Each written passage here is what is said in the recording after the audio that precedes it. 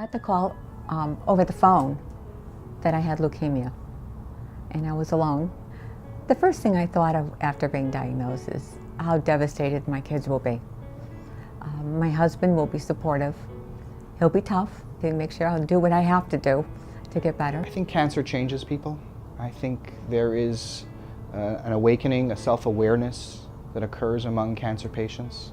It's unfortunate that disease is what makes that change occur, but I think patients do look at life a little differently when they hear the big C word.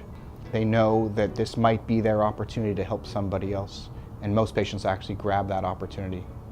When I was in Hartford, I was diagnosed with myelodysplasia, and that's a precursor to leukemia. It did turn into full-blown leukemia, and it was acute myeloid leukemia.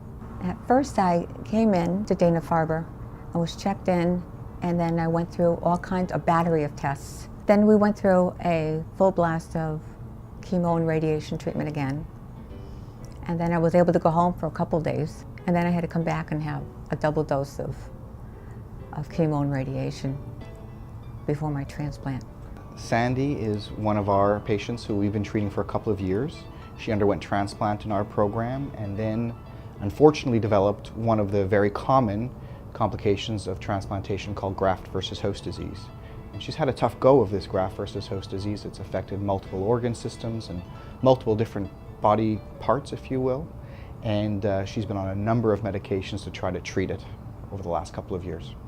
When you have a transplant, a stem cell transplant, one of the side effects could be graft versus host disease, is where the graft, the new stem cells coming into you, are getting attacked by my cells. Sandy had a moderately severe form of graft versus host disease. She had involvement of the muscles of her esophagus that were involved in swallowing.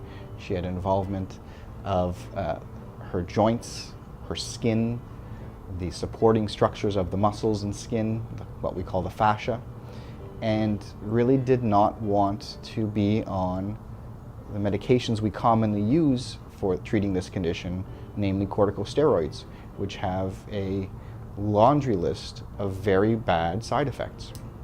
She had already been on them, she knew what those were all about, and she was looking for something new. Dr. Cutler said he was starting a clinical trial.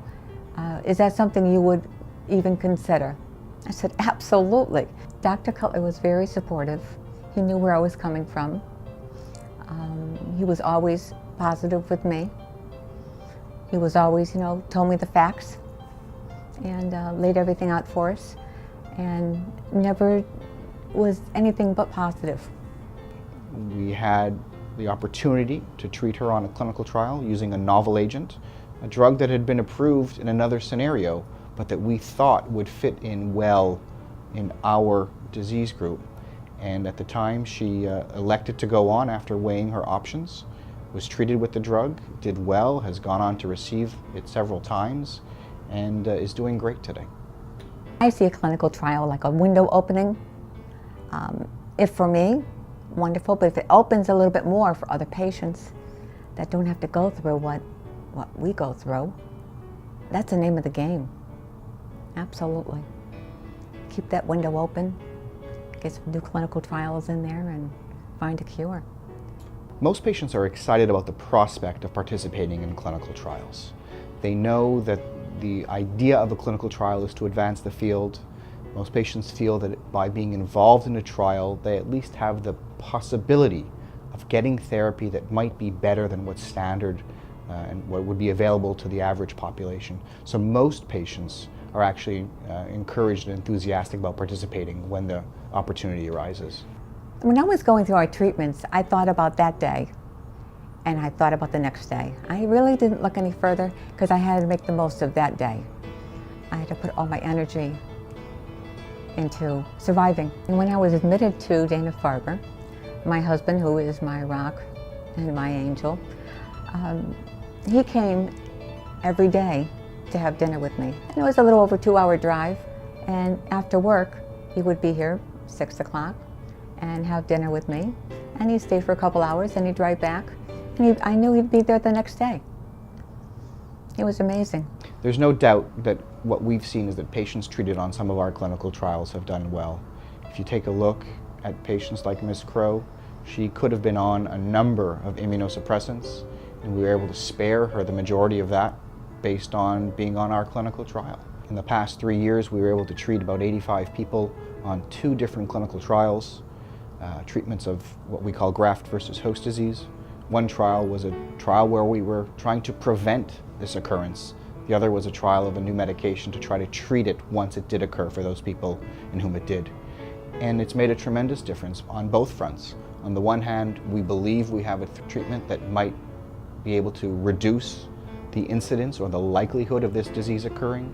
And on the other hand, we have a treatment that once this should occur, that we think we have a new way that might be effective in treating this occurrence. I do. I believe that I am here because of the medications, the treatments that are out there, the clinical trials. Clinical trials are meant to advance the field.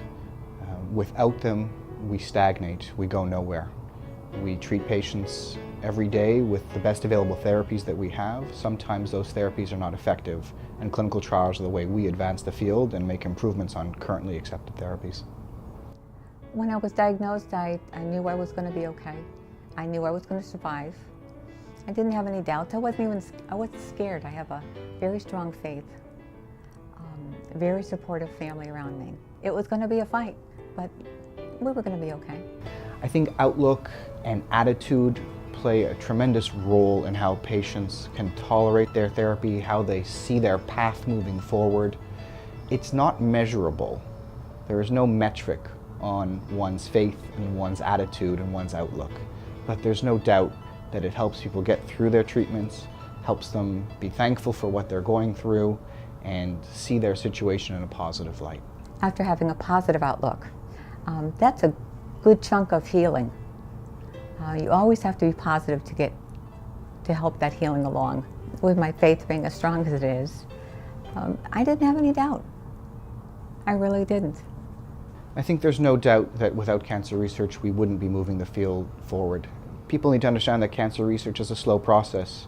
It can take a laboratory-based researcher years of toiling at the bench before coming up with a scientific concept, drug, or other product that might be useful in the clinic. Once we get from the possibility, we need to translate that idea from the bench to the bedside.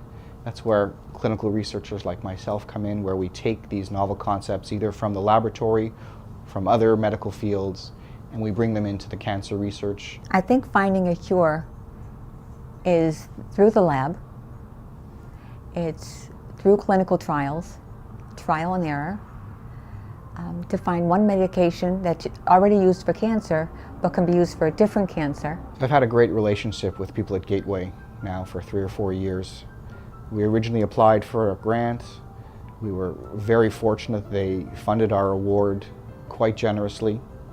And as a result, we've been able to implement, run, and now complete several clinical trials, fulfilling the mandate of the Gateway grant process to get work done and to improve things.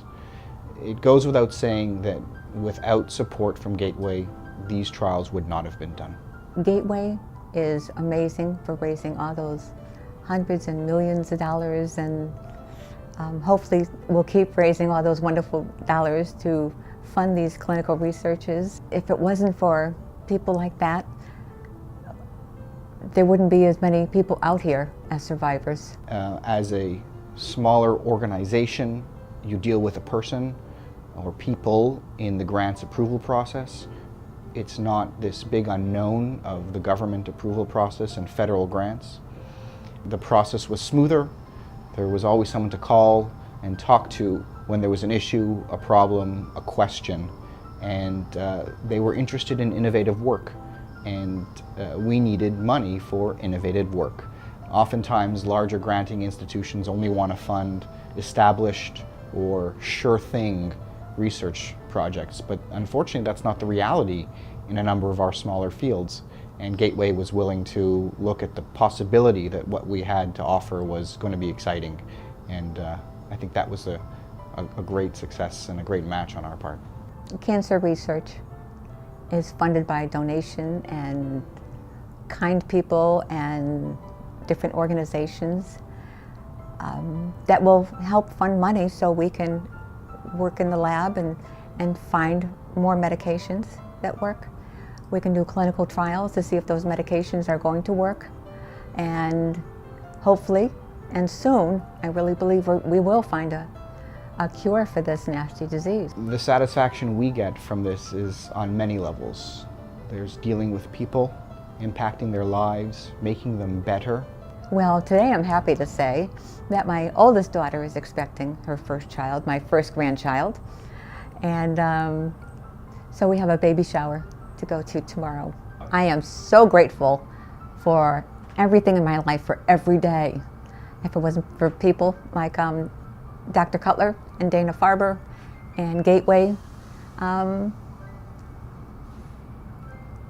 every day's a good day. Life is good.